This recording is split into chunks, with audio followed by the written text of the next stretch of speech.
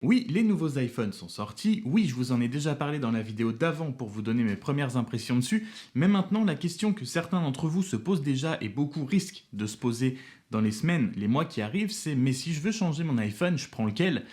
Et c'est de ça qu'on va parler aujourd'hui.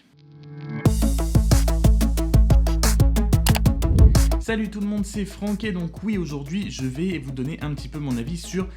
quel est le meilleur iPhone à acheter en 2019 avec ces nouveautés, donc l'iPhone 11 et l'iPhone 11 Pro Max. Et comme je vous l'ai dit, j'ai déjà eu la question sur est-ce que celui-là il est bien, est-ce que c'est le meilleur. Il n'y a pas de meilleur iPhone, il n'y a pas de réponse universelle à quel iPhone devez-vous acheter. Le meilleur iPhone va surtout dépendre de celui dont vous avez besoin, celui qui va le mieux correspondre à votre situation et aux critères que vous recherchez. Donc aujourd'hui, le meilleur iPhone pour vous, c'est lequel ?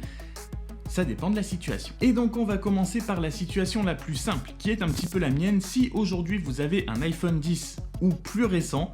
le meilleur iPhone, c'est le vôtre. À moins que vous ayez le budget pour acheter un nouvel iPhone, à moins que vous fassiez partie des gens juste qui aiment changer d'iPhone tous les ans, grand bien vous en fasse si vous pouvez, ou qu'une caméra ultra grand angle sur votre téléphone est un absolu indispensable, à ce moment-là,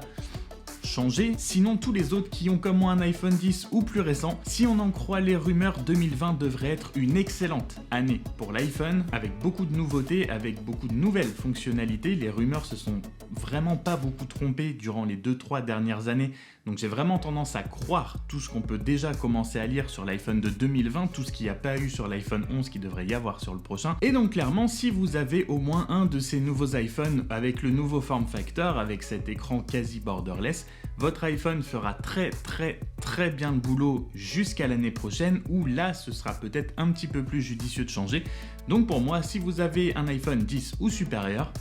gardez le vôtre jusqu'à l'année prochaine. Mais je sais qu'il y a aussi beaucoup de gens qui ne sont pas encore passés sur cette espèce de nouvelle génération d'iPhone qu'on a depuis l'iPhone 10, et c'est là que ça se complique un petit peu, et c'est là que ça va vraiment dépendre des situations de chacun. Comme je l'ai dit dans ma précédente vidéo sur mes premières impressions sur les nouveaux iPhones, l'iPhone 11 sera l'iPhone le plus populaire et certainement le plus vendu, puisqu'il a tous les avantages d'un iPhone 11 Pro, sauf l'écran et le téléobjectif qui ne manquera pas à beaucoup de monde, je pense, à l'utilisation. En plus, vous l'aurez dans plein de coloris différents, super flashy, tout ce que vous voulez. Et vu que l'iPhone 10R a été plutôt à la fête au niveau des ventes et qu'il est aussi très populaire et que le 11 est son remplaçant direct, imagine que cet écran LCD au lieu d'un écran OLED n'est pas du tout un critère de choix pour énormément de gens, donc c'est pour ça que l'iPhone 11 pour moi sera le meilleur deal de cette année. En gros, si avoir un téléphone avec un écran LCD à la place d'un écran OLED, vous savez que vous ferez pas la différence et avoir des bords un tout petit peu plus épais ne vous dérange pas, le meilleur iPhone pour vous, c'est l'iPhone 11. Voilà, sans même parler de budget ou quoi que ce soit, le meilleur iPhone pour vous, ce sera l'iPhone 11 puisque, comme je l'ai dit, il a quasiment tout de l'iPhone 11 Pro, il coûte que 100 € plus cher que l'iPhone 10R, mais par rapport à l'iPhone 10R, vous avez une caméra ultra grand angle, vous aurez un mode photo de nuit, vous aurez une caméra 12 mégapixels au lieu de 7, et surtout vous aurez un champion du monde catégorie iPhone de la batterie et de l'autonomie, puisque Apple annonce, on sait pas trop ce que ça veut dire, mais ils annoncent 1 heure d'autonomie en plus que l'iPhone 10R qui était déjà très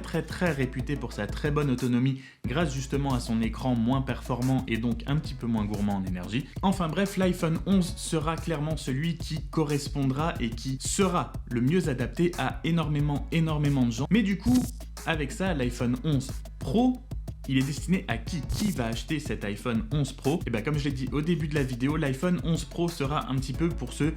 qui ont le budget et qui veulent juste se faire plaisir, pour ceux qui sont absolument fans de la marque et qui veulent dans tous les cas l'iPhone qui est sorti cette année. Notez quand même que l'iPhone 11 Pro fait 350 € de plus que l'iPhone 11 tout court, et que si vous décidez de passer le pas de l'iPhone 11 Pro plutôt que le 11, vous gagnerez donc un écran OLED beaucoup plus lumineux et beaucoup plus performant, beaucoup plus agréable à l'œil, qui se mariera extrêmement bien avec iOS 13. Vous gagnerez un téléobjectif qui sera utile pour un zoom optique 2 fois et qui fera peut-être des photos en mode portrait un petit peu supérieur, un petit peu plus joli, un peu mieux défini que l'iPhone 11. Des matériaux un petit peu plus premium qui font un petit peu plus luxueux, puisque l'iPhone 11 Pro est en verre et en acier inoxydable comparé à du verre et de l'aluminium pour l'iPhone 11. Et une meilleure résistance à l'eau, puisque l'iPhone 11 Pro peut rester dans l'eau jusqu'à 4 mètres pendant 30 minutes. Et c'est à peu près tout. La différence entre l'iPhone 11 Pro et l'iPhone 11 aurait pu être beaucoup plus grande si Apple avait été un tout petit peu plus vicieux. La vraie différence qu'il y aurait pu y avoir qu'Apple n'a pas fait, c'était de mettre l'ultra grand angle uniquement sur le 11 Pro et de mettre un double capteur avec téléobjectif sur l'iPhone 11 normal. Ils ont fait le choix de pas faire ça, donc vraiment entre l'iPhone 11 et l'iPhone 11 Pro, le Pro n'a pas vraiment grand chose pour se démarquer de l'iPhone 11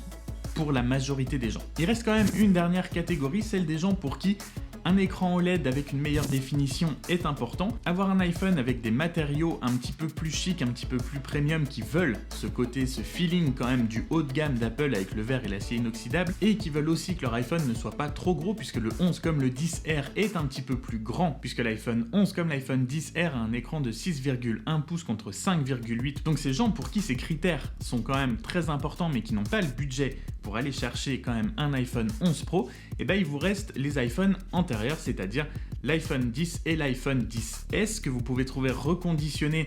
ou neuf pour le 10S puisque maintenant trouver un iPhone 10 neuf est très compliqué. Vous avez le 10S sur des sites marchands comme par exemple Cdiscount où j'ai vu que vous pouviez le trouver à 900 €. Donc si pour vous tous les critères cités précédemment sont importants, que vous n'avez quand même pas un très gros budget et que vous comptez pas changer l'année prochaine ou dans 2 ans, voilà, vous comptez le garder un petit peu, vous avez la solution du reconditionner ou d'acheter neuf des iPhones antérieurs qui feront très bien le job jusqu'à temps que vous changiez. Donc bref, vous le voyez, les possibilités sont très larges, vous avez beaucoup de choix et votre choix justement dépendra uniquement des critères que vous jugez importants, de celui qui correspondra le mieux à votre budget, à votre situation actuelle par rapport à l'iPhone que vous avez actuellement. Dites-moi dans les commentaires quel iPhone vous avez actuellement, si vous comptez le garder ou le changer et pour lequel. Moi je vais rester avec mon iPhone 10 jusqu'à l'année prochaine, je pense, voire peut-être un petit peu plus, mais je pense que vraiment l'année prochaine, ça devrait être une très belle année pour l'iPhone. Et sur ce, je vous dis à très bientôt pour une prochaine vidéo. Salut!